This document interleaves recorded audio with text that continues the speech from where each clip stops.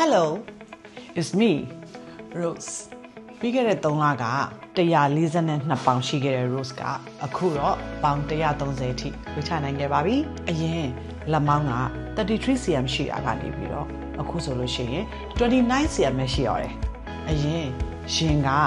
93 cm ရှိခဲ့တာကနေပြီးတော့အခုဆိုလို့ရှိရင်87 cm ကိုရရှိခဲ့ပါပြီ။နောက်ပြီး Rose ရဲ့အောက်ဘက်က95 cm ကနေပြီးတော့အခုဆိုလို့ရှိရင်88 cm ကိုရောက်ရှိသွားပါပြီ။ခါက71ကနေပြီးတော့69ထိကိုရောက်ရှိသွားပါပြီ။အခုကနည်းနည်း period ကာလမို့လို့ bloating ဖြစ်နေတော့နည်းနည်းလေးပဲကြာကြအောင်ထင်ရပေမဲ့ဒီ bloating ကာလပြီးသွားပြီဆိုလို့ရှိရင်ဒီထက်ပိုကြပါတယ်။အရင်တုန်းကတင်က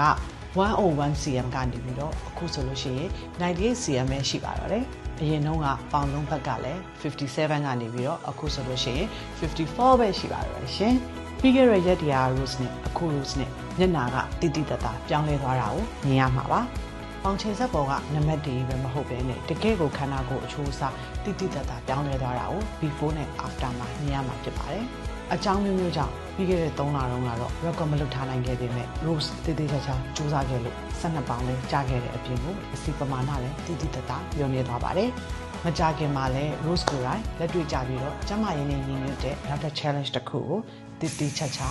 အသေးစိတ် record လုပ်ထားဖို့ကိုပြင်ဆင်ထားပါတယ်။နောက်ထပ်ရက်တရားမှာရောတကယ်လုပ်နိုင်ပါမလား။စောင့်ကြည့်ပေးဖို့မမေ့နဲ့နော်။